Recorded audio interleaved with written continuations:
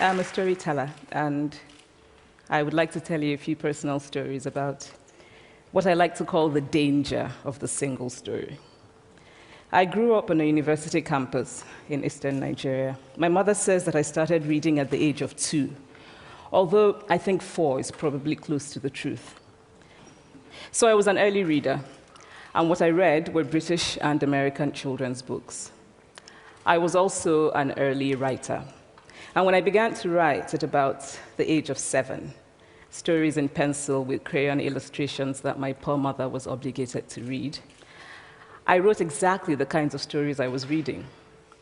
All my characters were white and blue-eyed. They played in the snow.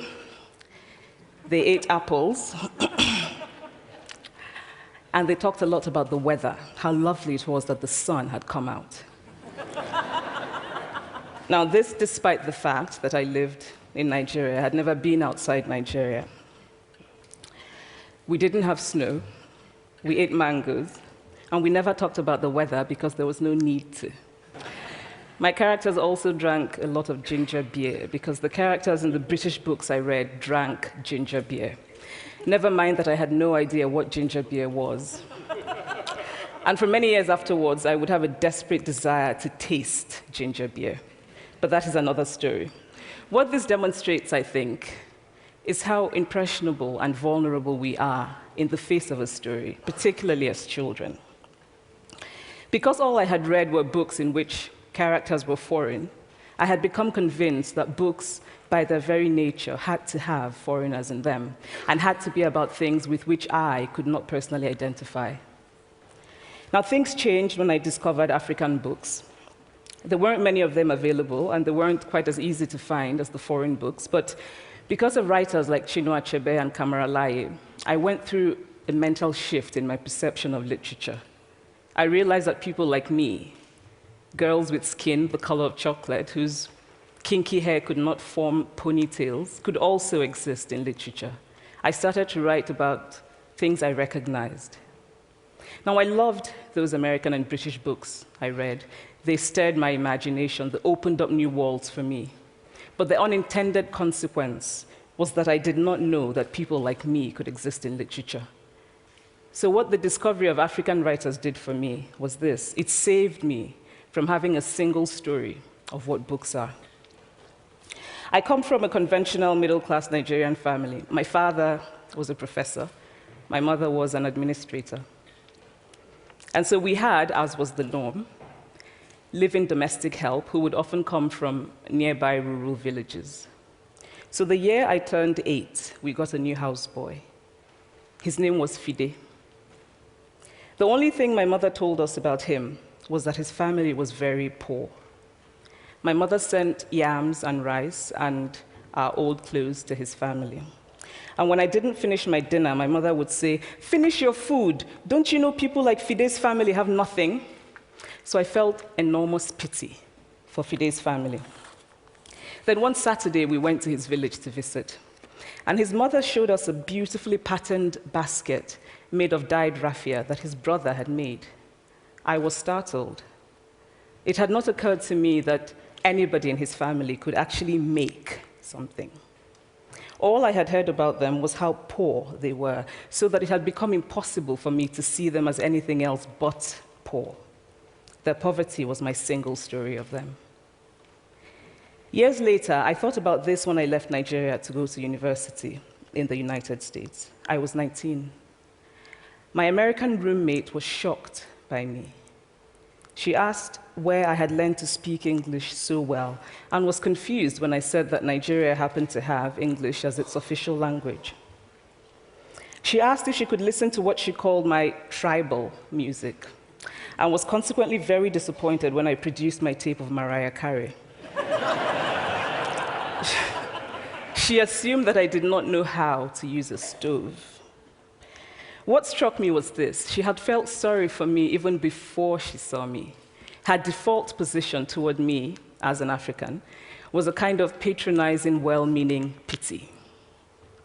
My roommate had a single story of Africa, a single story of catastrophe.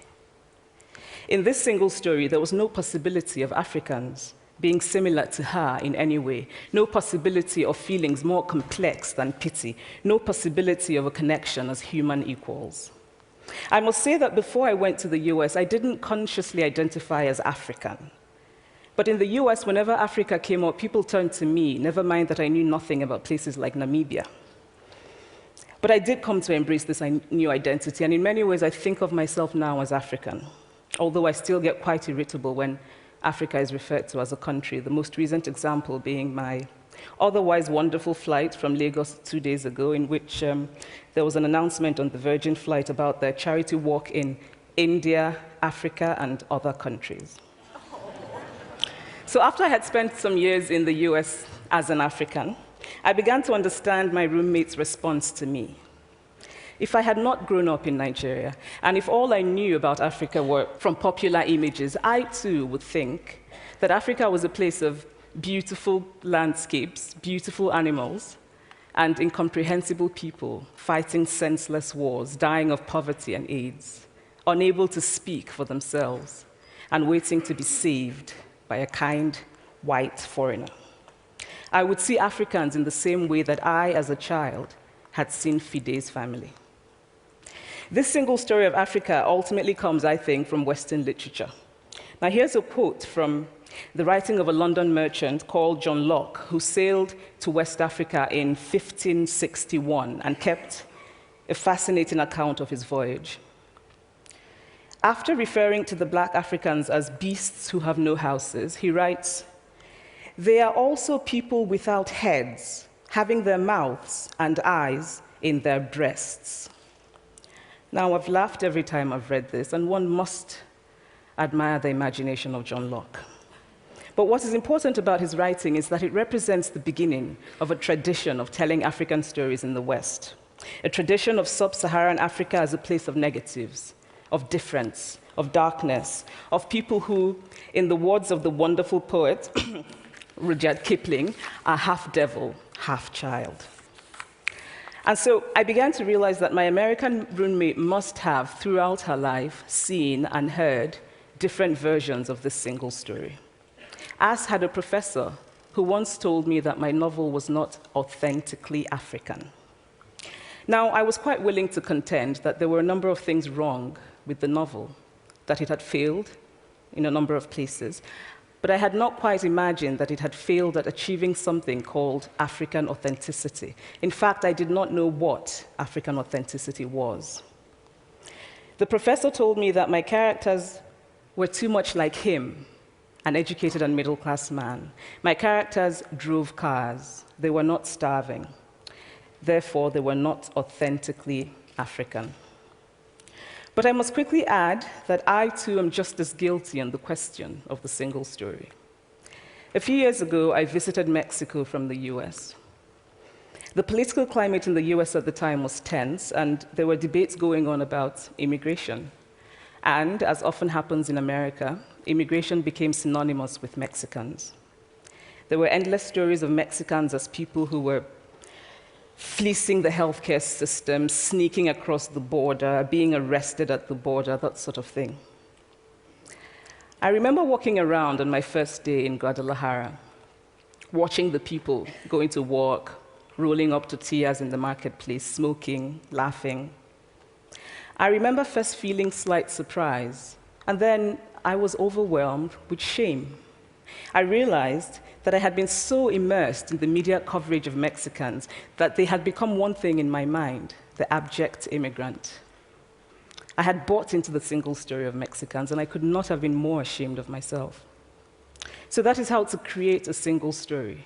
Show a people as one thing, as only one thing, over and over again, and that is what they become. It is impossible to talk about the single story without talking about power. There is a word, an Igbo word, that I think about whenever I think about the power structures of the world, and it is nkali. It's a noun that loosely translates to be greater than another. Like our economic and political walls, stories too are defined by the principle of Nkali.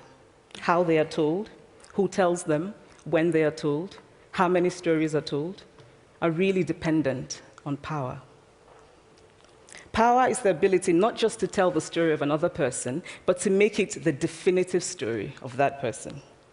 The Palestinian poet Mourid Barghouti writes that if you want to dispossess a people, the simplest way to do it is to tell their story and to start with secondly. Start the story with the arrows of the Native Americans and not with the arrival of the British, and you have an entirely different story. Start the story with the failure of the African state and not with the colonial creation of the African state, and you have an entirely different story. I recently spoke at a university where a student told me that it was such a shame that Nigerian men were physical abusers like the father character in my novel. I told him that I had just read a novel called American Psycho, and that it was such a shame that young Americans were serial murderers. Now,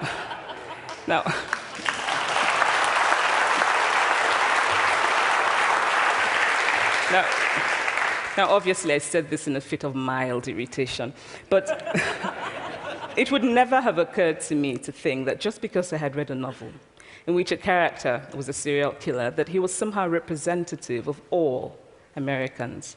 And now, this is not because I'm a better person than that student, but because of America's cultural and economic power, I had many stories of America. I had read Tyler, Updike, and Steinbeck, and Gateskill. I did not have a single story of America.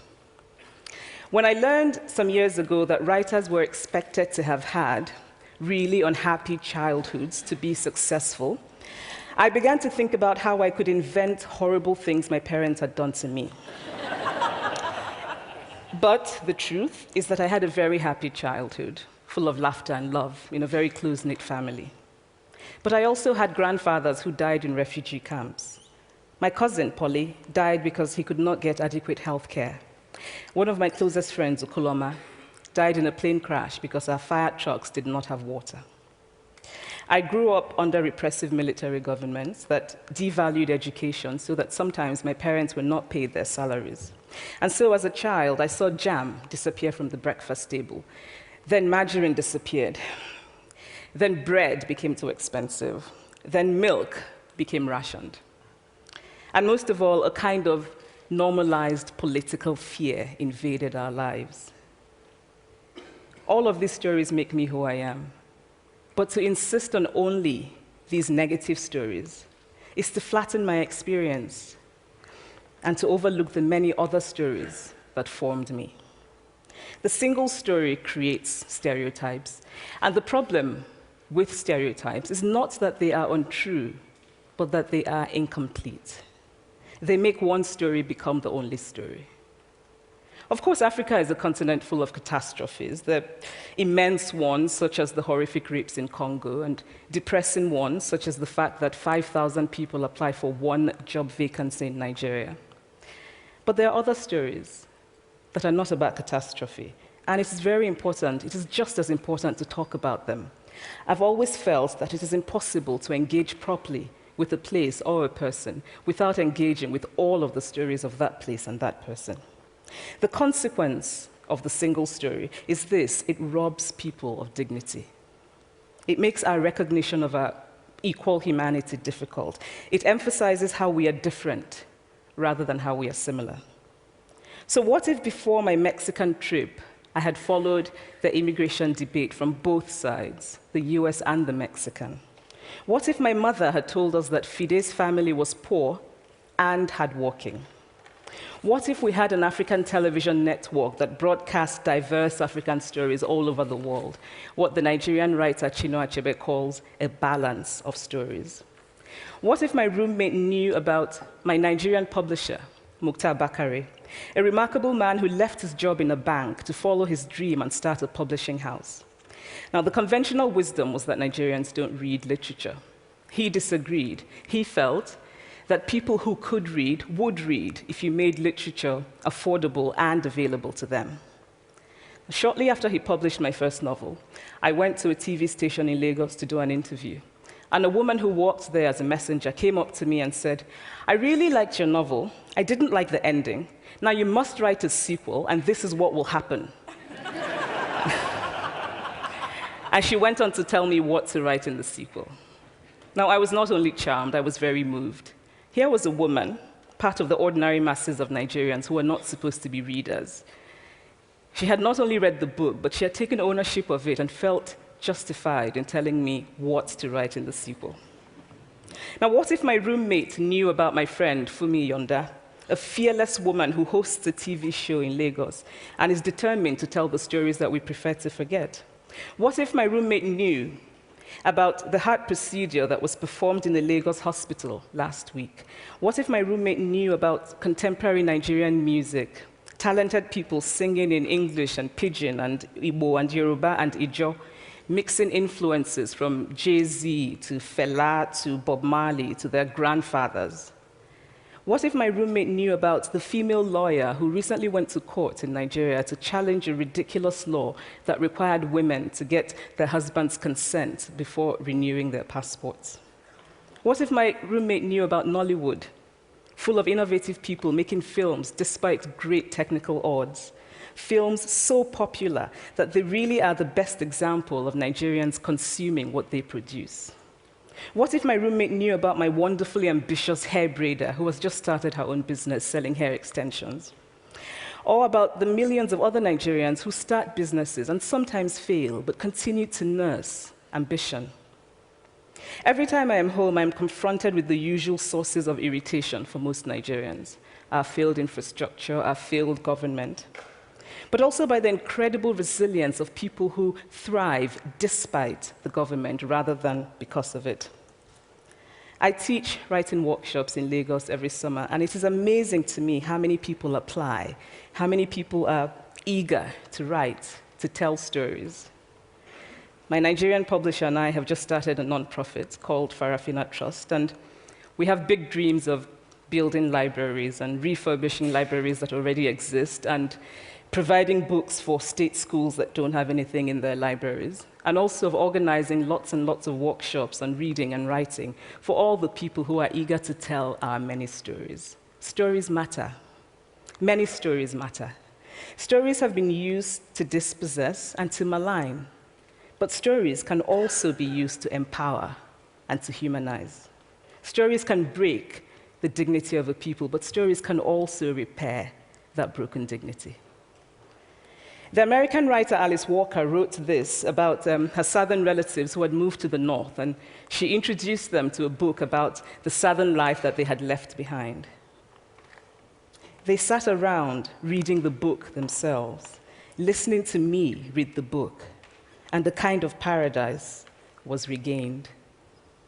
I would like to end with this thought, that when we reject the single story, when we realize that there is never a single story about any place, we regain a kind of paradise. Thank you.